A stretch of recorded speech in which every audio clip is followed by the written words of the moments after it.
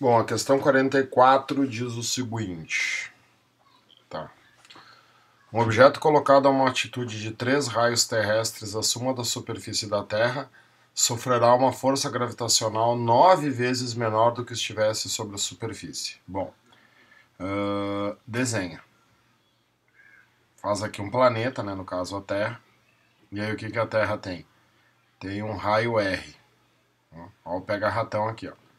O objeto é colocado a uma altitude de 3 raios terrestres acima da superfície da Terra. Então, eu vou ter 1, 2, 3. O objeto foi colocado nesse ponto aqui. Aqui eu tenho um R, aqui eu tenho um R, aqui eu tenho um R. Né? Se eu estipular que a força gravitacional na superfície da Terra vale G, o que vai acontecer nesse ponto aqui? Nesse ponto aqui eu estou uma distância 4 vezes maior do centro da Terra do que esse ponto aqui, porque eu tenho que considerar o raio da Terra. É aquele pega ratão da altitude. A gravidade é inversamente proporcional à distância que tu tá do centro ao quadrado. Então, se a distância aumentou 4 vezes, a gravidade vai diminuir 16 vezes. Então, essa aqui é falsa. Pega ratão. O módulo da força gravitacional exercida sobre um objeto pode ser sempre calculado por meio do produto da massa desse objeto e o módulo da aceleração da gravidade onde ele se encontra. Claro, né? Para que serve essa questão da URGS? Para ver se tu te lembra que força gravitacional nada mais é do que o peso. Essa aqui era só se lembrar que peso, que é uma força gravitacional, é massa vezes a aceleração da gravidade aonde ele se encontra. Então, verdadeira. Objetos em órbitas terrestres não sofrem ação da força gravitacional. Sempre que um corpo está em órbita, o que mantém ele em órbita é o seu peso. Ele precisa da força gravitacional para ficar em órbita. Falso. Se a massa e o raio terrestre fossem duplicados, o módulo da aceleração da gravidade na superfície reduz-se à metade. Bom, aqui eu já vi que a gravidade é inversamente proporcional à distância ao quadrado, mas a gravidade é diretamente proporcional à massa. Então, a gravidade na superfície vale G. O que o exercício está dizendo? Se a massa e o raio fossem duplicados. Se tu duplicar a massa, tu duplica a gravidade. Só que se tu duplica o raio, a gravidade divide por 4. Então, tu está multiplicando por 2 e dividindo por 4. Então, a gravidade será dividida por 2. Então, a gravidade na superfície reduz-se à metade. Verdadeiro. Então, falso, verdadeiro, falso, verdadeiro. Falso, verdadeiro, falso, verdadeiro. Brasil. Bem legal a questão da URGS. Vou apagar ali, tirar esse troço aqui que eu botei. 45. Um objeto de massa 2 kg move-se em linha reta com velocidade constante de 4. A partir de um certo instante, uma força de módulo igual a 2 é exercida por 6 segundos sobre o objeto, na mesma direção do seu movimento. Em seguida, o objeto colide frontalmente com o obstáculo e tem seu movimento invertido, afastando-se com velocidade de 3 metros por segundo. O módulo do impulso exercido pelo obstáculo e a variação da energia cinética do objeto durante a colisão foram respectivamente. Bom, então o que eu tenho que ver aqui? Um corpo está andando, para frente, ou né, não sei se é para a direita ou se é para a esquerda, mas enfim. Ele está andando em linha reta com velocidade constante de 4 metros por segundo. Esse corpo sofre ação de uma força de 2 newtons durante 6 segundos, na mesma direção do seu movimento. Aqui que está o erro da URGS, tá? Olha aqui, ó.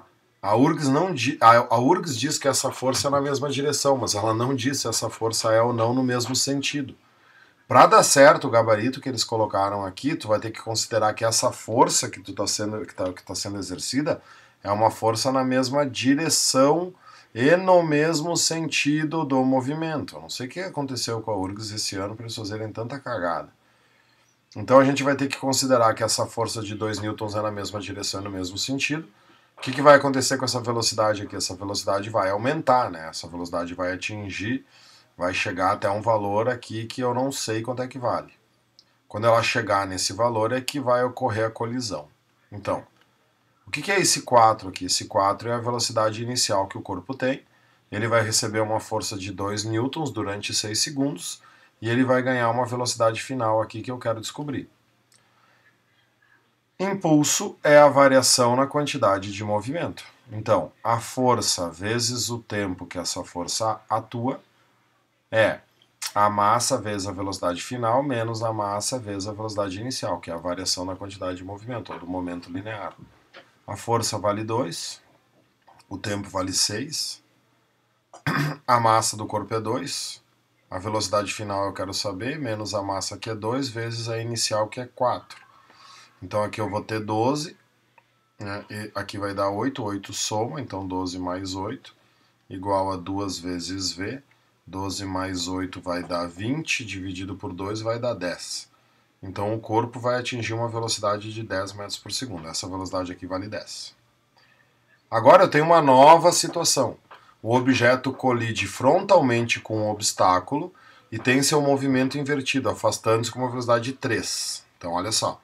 Agora eu tenho um obstáculo, o objeto vem com essa velocidade de 10 metros por segundo e ele bate e volta com uma velocidade de 3. Bom, aqui está ocorrendo aquilo que a gente conversou em vários exercícios na aula, né, pessoal?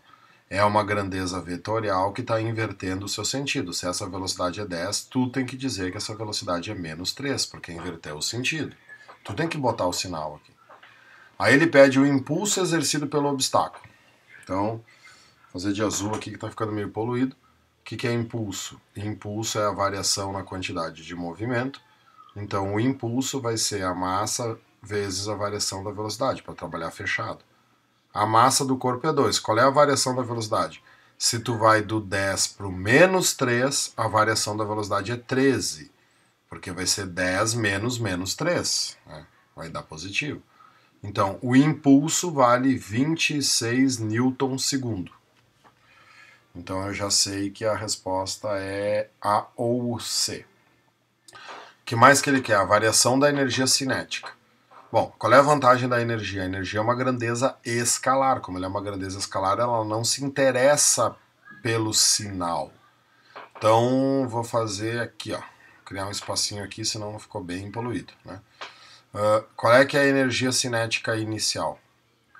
mv² sobre 2, não vou botar fórmula, tá? A massa é 2, a velocidade inicial é 10 ao quadrado sobre 2. Corta e corta, a energia cinética inicial é 100 joules.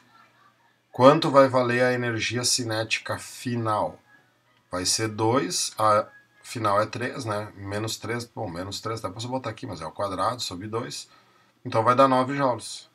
Então a final é 9 e a inicial é 100. Qual é a variação? 9 menos 100 menos 91.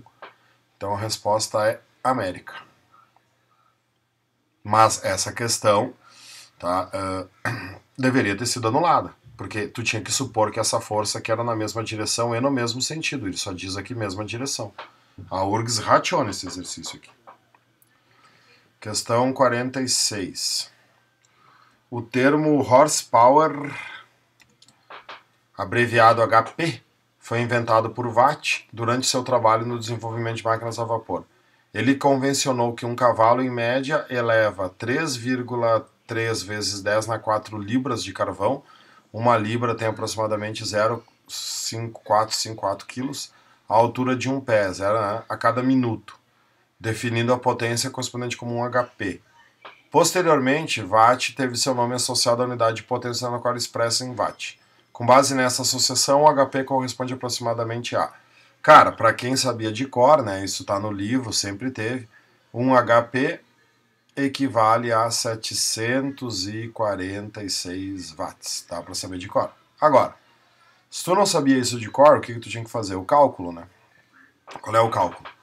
Potência é trabalho sobre tempo. Nesse caso, o cavalo estava fazendo um trabalho vertical, porque ele estava elevando a altura de um pé. Então, o trabalho vai ser o peso vezes a variação da altura, dividido pelo tempo.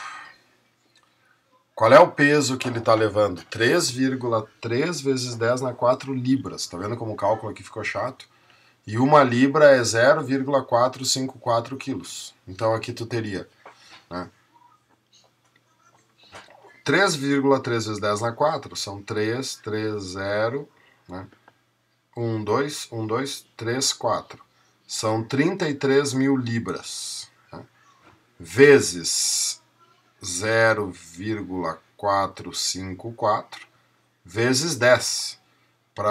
Não, e o pior é que nessa prova aqui a URGS mandou usar sempre 9,8 a gravidade. Vezes 9,8. Então, isso aqui vai dar o peso, né? O peso. Então, chama na calculator. Eu vou ter 33000 vezes ponto 454 vezes 10. Então, o cavalo estava levando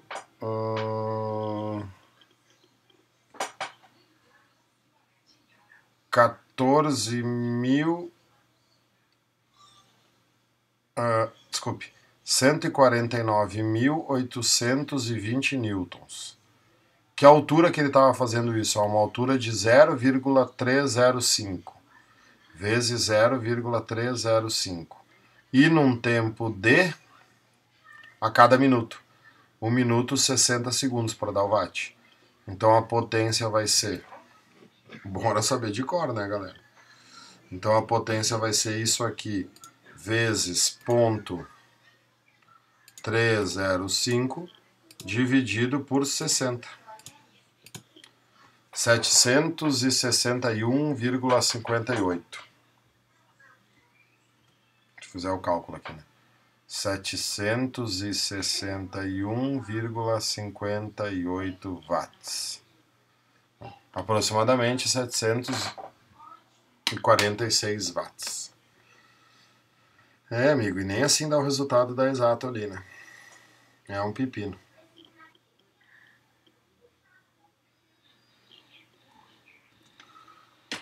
Uma bomba é arremessada seguindo uma trajetória parabólica, conforme representado na figura abaixo. Na posição mais alta, a bomba explode. Falou em explosão, o que nós temos? Conservação da quantidade de movimento. Né? A explosão da bomba é um evento que a energia cinética não conserva. Explosão não conserva energia, né, pessoal? Explosão conserva a quantidade de movimento. Então, não conserva, não conserva. A trajetória do centro de massa constituída pelos fragmentos da bomba segue...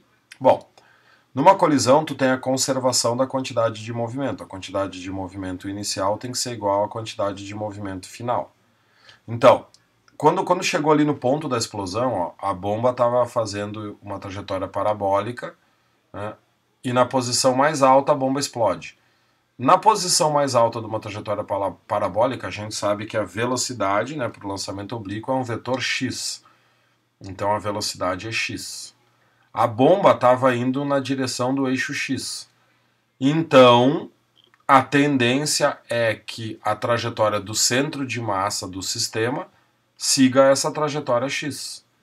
Então, verticalmente para o solo, nada a ver. A trajetória do fragmento mais massivo da bomba e letra C, a mesma parábola anterior à explosão. Bom, o que acontece? A trajetória do centro de massa, do sistema, né, ela vai seguir o quê? Ela vai seguir a mesma parábola anterior à explosão. Ela vai manter o que a explosão estava fazendo, porque é o centro de massa. A trajetória do fragmento mais massivo da bomba não é necessariamente o que o centro de massa da bomba vai fazer, porque a bomba vai seguir o que estava sendo feito, né, por causa que a quantidade inicial é igual à quantidade final.